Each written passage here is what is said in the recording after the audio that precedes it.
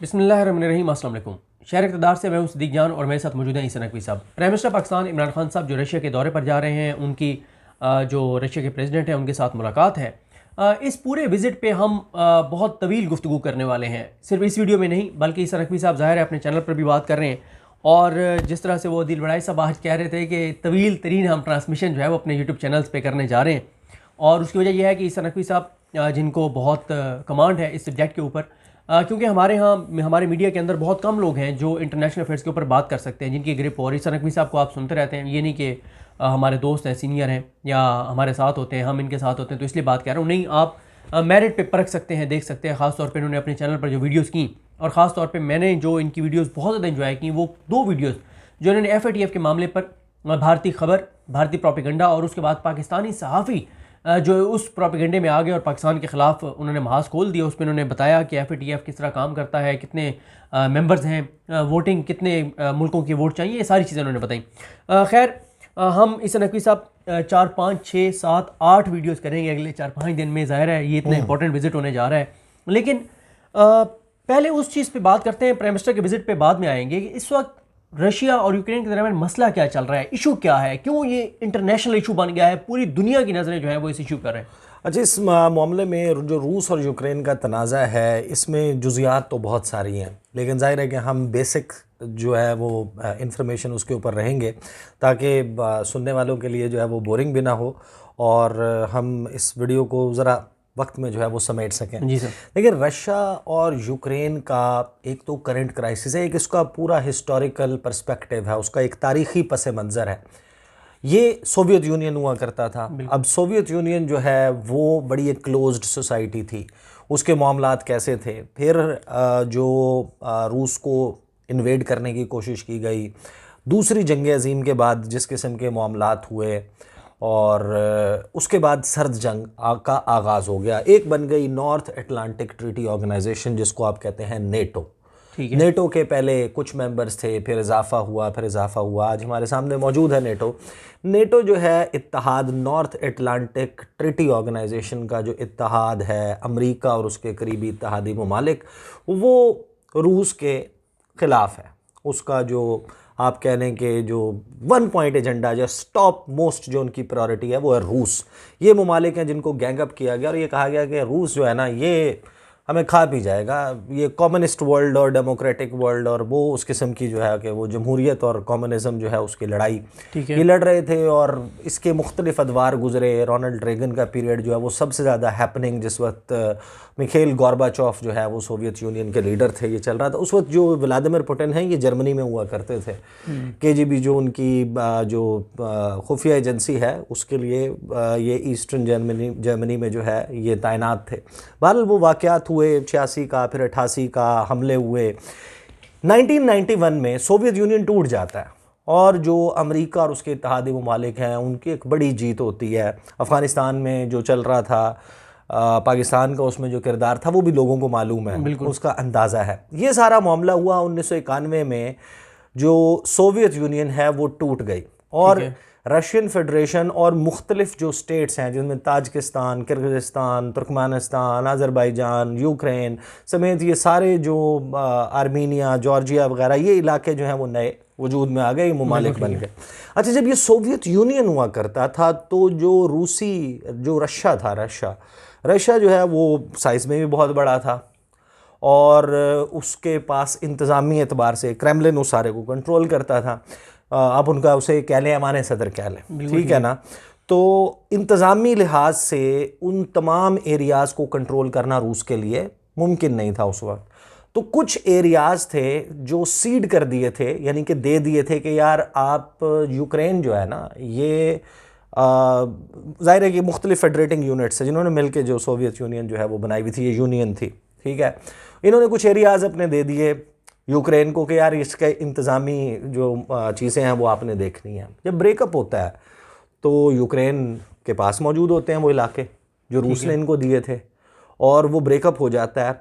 अब वहाँ से रशिया शुरू में तो उसकी तो कमर टूटी हुई थी, और मुल्क इकॉनमी के हिसाब से बिल्कुल गिरा हुआ था, और उनमें वो दम खम नहीं था कि वो अपने क्लेम्स करते कि हमें इलाके दे दें हमारे वापस या ये कर दें। अब साइमल्टेनियसली जो नॉर्थ अटलांटिक ट्रीटी ऑर्गेनाइजेशन है नेटो का जो चार्टर है, अगर आप उसे पढ़ें, उसका आर्टिकल 5 है, एक जो 5वां है उनका चार्टर का, उनका जो आप समझ लें कि जो मिशन है उसमें जो एक पूरे कवायद व ज़वाबित लिखे जाते हैं, उसका 5वां आर्टिकल ये कहता है कि जो भी नेटो का रुकन मुल्क है उसके ऊपर हमला, तमाम नेटो ममालिक पे हमला तसव्वुर होगा। बिल्कुल ठीक है। और ये सारे मुल्क मिलकर उसका दिफा करेंगे। ठीक है। अच्छा, अब जब रूस ने थोड़ा सा फलना फूलना शुरू किया और अपनी इकॉनमी को, अपनी मिलिट्री को दोबारा गैदर किया, स्ट्रेंथन किया, उस वक्त उन्होंने फिर क्लेम्स करना शुरू कर दिया कि हमारे इलाके हमें वापस दें, जो इंतज़ामी एतबार से आपके पास थे वो तो हमें देना वापस। बिल्कुल ठीक है। ठीक है, उसमें यूक्रेन के पास मौजूद वो इलाके भी शामिल हैं, ठीक है, जिसमें क्रीमिया शामिल है, दीगर इलाके शामिल हैं। इन्होंने कहा कि वो हमें दिए जाएं वापस। बिल्कुल ठीक है। जो यूक्रेन जो है वो कहता था कि नहीं दिए जाएंगे। अच्छा, जो सोवियत यूनियन की जो मुख्तलिफ रियासतें हैं जो उसमें रहीं, जो उसका हिस्सा रहीं, उनमें से 2 में मुझे जाके थोड़ा वक्त गुजारने का मौका मिला है, ताजिकिस्तान और किर्गिज़स्तान। बिल्कुल ठीक है। वहाँ पर जाके मैंने एक अजीबोगरीब चीज़ देखी। जिस वक्त मैं गया था, 2009-10 की बात है, उस वक्त ताजिकिस्तान की पॉपुलेशन थी 72 लाख। ठीक है। और उनके कैपिटल दुशंबे में, हम ज़ाहिर है कि एज ए जर्नलिस्ट जब आप जाते हैं आप बड़ा घूमते फिरते हैं, मैं गया वहाँ पर, लोगों से इंटरेक्ट भी किया, पूछा भी, जो हमारे साथ वहाँ पर ट्रांसलेटर थे साथ में, क्योंकि वहाँ के लोग जो हैं वो या ताजिकी जानते हैं या रशियन लैंग्वेज जानते हैं, अंग्रेज़ी उनको नहीं आती। बहुत कम लोग हैं जिनको कोई और ज़बान आती हो। बाकी रियासतों का भी यही हाल है, बाकी इलाकों का भी यही हाल है, वहाँ पर वो या रशियन जानते हैं या अपनी मकामी ज़बान जानते हैं। तो मैंने देखा वहाँ पे बाज़ारों में ख़वातीन की तादाद ज़्यादा, मर्दों की कम, एक रेशो थोड़ी सी डिफरेंट नज़र आ रही थी। और नौजवान मर्दों की तादाद, मुझे लगा कि यार इस मुल्क में जो यंग लड़के हैं वो कम नज़र आ रहे हैं, ख़वातीन की तादाद ज़्यादा है। उस पर मैंने जब सवालात किए तो मुझे उन्होंने कहा कि यहाँ के जो लोग हैं उनका एक मिजाज है, उनका एक जहन है, एक माजी में वो जीते हैं, कहानियाँ सुनते हैं कि सोवियत यूनियन हुआ करती थी और रशिया ऐसा है, मॉस्को ऐसा है, उसके मुख्तलिफ शहरों के बारे में वो अपना एक एम उनका जहन में होता है कि उन्होंने अल्टीमेटली जो है वो कहते हैं कि हमने रशिया जाना है, हमने मॉस्को जाना है, और वो भाग जाते हैं मुख्तलिफ तरीक़ों से, ये पहुँच जाते हैं रशिया। अब इसी तरीके से एक पूरा पोर्शन है यूक्रेन के अवाम का जो कि रशिया के साथ इस किस्म का अकीदत, मोहब्बत, जो भी कह लें, वो रखता है। और उन इलाकों पे क्लेम भी मौजूद है रूस का। वो कुछ एरियाज़ हैं जो चाहते हैं कि हम रशियन फेडरेशन का हिस्सा बन जाएं दोबारा से। रूस ने वो क्लेम करना शुरू किया तो यूक्रेन को अंदाज़ा था कि मिलिटरीली, अस्करी एतबार से हम तो मुकाबला नहीं कर सकते। एक तो इतना बड़ा मुल्क है, इतनी बड़ी अस्करी कुव्वत है, फिर इनकी सरहद भी मिलती है, फिर साथ में जो बेलारूस समेत ये कुछ और ममालिक हैं जो रूस के साथ भी हैं, जिनका उनका वारसा पैक्ट और उसके बाद जो उनके मुख्तलिफ सिक्योरिटी जो वो हुए थे माहदे, वो मौजूद हैं। नेटो की तर्ज पे उनके भी एक फ़ौजी उस एतबार से मौजूद है। तो 2002 में यूक्रेन ने कोशिश करना शुरू कर दी कि हम किसी तरह नेटो का हिस्सा बन जाए। हम नेटो का हिस्सा बनेंगे तो हमें ये सहूलत मिल जाएगी कि अगर हमारे पे रूस ने हमला किया ये इलाके ज़बरदस्ती लेने के लिए, तो ये सारे मुल्क मिलके हमें बचाएंगे। 2002 से ये एफर्ट में लगे हुए थे और रूस इसकी मुखालफत कर रहा था। 2008 में इन प्रिंसिपल नेटो ने डिसाइड कर दिया कि ठीक है, हम जॉर्जिया को, हम यूक्रेन को मेंबरशिप दे देते हैं। इस पे अड़े हुए थे ये व्लादिमीर पुतिन। फिर 2014-2016 ये वो वक्त है जब रूस ने बाकायदा हमला किया, कुछ हिस्से जो है इन्होंने वापस ले भी लिए, और फिर उसमें दरमियान में मुख्तलिफ ममालिक पड़े और वो मामला थम गया, वो आगे नहीं चल सका। अब जो इस वक्त इंटरनेशनल सिनेरियो है उसमें एक नॉर्ड टू स्ट्रीम है जो गैस पाइपलाइन है। रशिया, आपको बताऊं, दुनिया में एनर्जी प्रोड्यूस करने वाला है बड़े ममालिक में दूसरे नंबर पे सबसे बड़ा जो एनर्जी प्रोड्यूस करता है और बेचता है वो रूस है। रूस को अमेरिका और उसके इत्तेहादी समझते हैं आज भी अपने लिए ख़तरा, कि ये जब भी इसने दोबारा सर उठाना है तो इसने हमारा जो बदला इनके जहन में है ये इन्होंने लेना है जो हमने किया था। तो वो जाहिर है कि उसको कमज़ोर करने की कोशिश करते हैं। अब जर्मनी जो है वो उससे गैस और एनर्जी की परचेजेस करने लग गया, मुख्तलिफ ममालिक उसके साथ ताल्लुकात। तो अमेरिका को एक ऐसा पॉइंट चाहिए था कि जिसमें वो कहते कि हम झटका दे के इस सारे मामले को यहीं पे रोकें। ये एनर्जी डिपेंडेंट हो गए, जब ट्रेड खुलती है, जब एक मुल्क पे कोई मुल्क डिपेंडेंट हो जाता है तो वो उनके ताल्लुकात बेहतर हो जाते हैं, तो वो फिर वो इसी एरिया से, इसी रास्ते से गुजरती है, यहाँ पे जंग क्रिएट हो जाएगी। अच्छा, CIA की अमेरिका की हिस्ट्री है, और ये बड़े ममालिक जो असलहा बेचने वाले हैं ये कॉन्फ्लिक्ट्स क्रिएट कराते हैं, ये जंगें करवाते हैं, उनको असलहे बेचते हैं, ये सारे काम, ये डिज़ाइंस इनके होते हैं।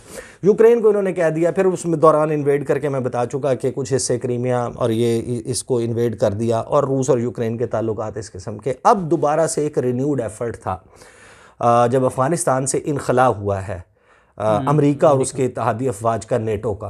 रूस को पता है कि अब ये अफ़गानिस्तान में इंगेज थे, जब तक अफ़गानिस्तान में इंगेज थे वहाँ से निकले हैं तो इनके टारगेट्स हैं दो टारगेट्स में, एक है रूस और एक है चीन। बिल्कुल।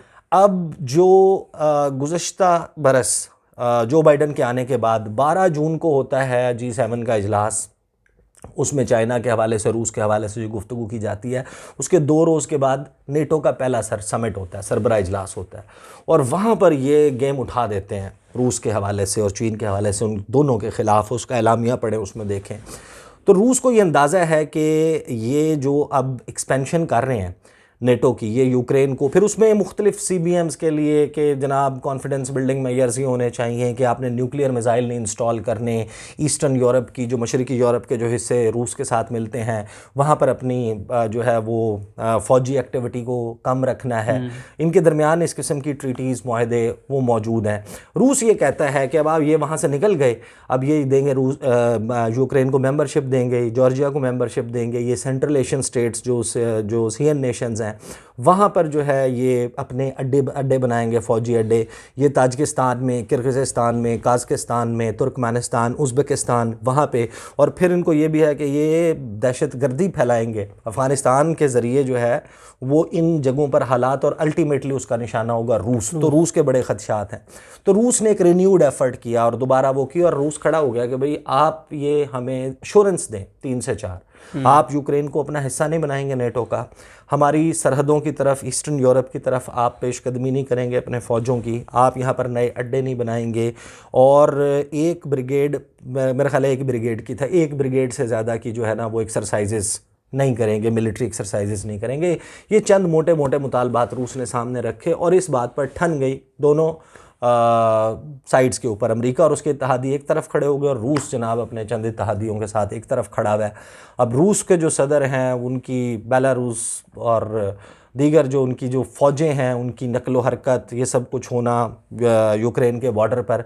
अच्छा, रूस कहता है कि हम तो इन्वेड करने का प्लान ही नहीं है हमारा, हम तो अपने इलाके में मौजूद हैं, हम किसी को क्या जवाब दें, हमारे फ़ौजी हमारी सरहदों में 1,90,000 हों या 2,90,000 हों या सिर्फ 90,000 हों, वो हमारे फ़ौजी और हम एक्सरसाइजेस कर रहे हैं, हम जंगी मशक़ें कर रहे हैं। लेकिन रूस की पोस्चरिंग तो है, बड़ा उससे वो पॉलिटिक्स खेल रहे हैं। जो यूक्रेन के सदर हैं व्लादिमीर ज़ेलेंस्की, वो उनके भी कहीं से झुकने वाले तेवर नहीं है। अच्छा, यूक्रेन में एक बड़ी पॉपुलेशन वो भी है जो रूस से नफ़रत करती है, मोहब्बत करने वाले भी हैं और नफ़रत, शदीद नफ़रत करने वाले भी हैं, जो यूक्रेनी नेशनलिज्म पे बिलीव करते हैं और अपने इलाकों की टेरिटोरियल इंटेग्रिटी, उनकी सरहदों की हिफाजत, जिस तरह एक सेट ऑफ मिक्स होता है वो उसी तरीक़े का मिक्स मौजूद है।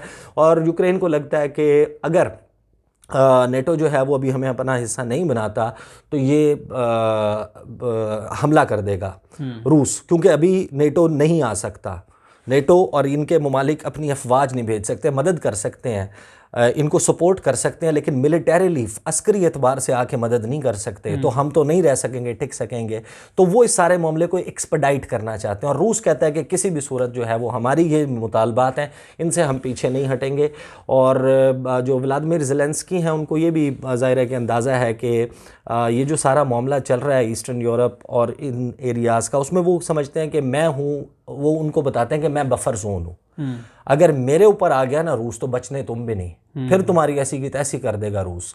क्यों? वो ये कहता है कि मैं हूँ बफर तुम्हारे, यानी कि नेटो ममालिक के और ये जो नॉर्थ अटलांटिक ट्रीटी ऑर्गेनाइजेशन के और यूरोप के ममालिक हैं उनके और रूस के दरमियान में मैं बफर हूँ, मुझे हिस्सा बना लो, यहाँ पर आ जाओ, तो यहीं से नहीं हम आगे जाने देंगे रूस को। तो ये इस किस्म की सोच है, और ये बेसिकली असल तनाज़ा है, ये जड़ है, इसको कोशिश की जा रही है बातचीत से हल कर लें। और डिप्लोमेसी से इस सारे मामले को भुगता लें। अभी मुलाकात भी, एक समिट जो है वो भी प्लान हो रहा है अमेरिका और रूस के दरमियान, और एंटनी ब्लिंकन, इनकी एक्टिविटी उधर से जो यूएन सलामती कौंसिल है वहाँ पर ये सारा मामला चल रहा है। तो ये है जनाब सूरत हाल यूक्रेन की। बाकी जो ये तो आपने बड़ी तफसील से बता दिया, क्योंकि इसके मुख्तलिफ आगे पहलू हैं। अभी मैं उम्मीद करता हूँ कि आप अपने चैनल पर बात करेंगे जो पुतिन ने खिताब किया है उसमें क्या कुछ है, ताज़ा तरीन वहाँ पे सूरत हाल क्या है दोनों साइडों पे, इस पे भी उम्मीद है कि आप अपने चैनल पे बात करेंगे।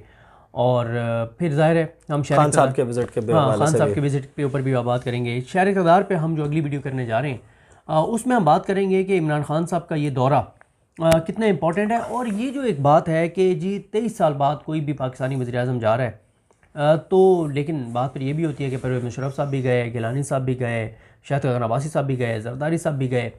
ठीक है, इनमें से 2 तो सदूर थे, लेकिन चीफ़ एग्जीक्यूटिव मुशर्रफ साहब तो चीफ़ एग्जीक्यूटिव थे, ज़ाहिर है वो उन्होंने उस वक्त मार्शल लॉ और वो सारे मामलात थे। तो इमरान खान साहब और उनके दौरे का फ़र्क क्या है और कैसे ये 23 साल बाद एक बड़ा दौरा होने जा रहा है, इस पर नेक्स्ट वीडियो में बात करेंगे। मुझे अपनी दुआ में याद रखें। लकीम हम सबका अल्लाह हाफ़िज़।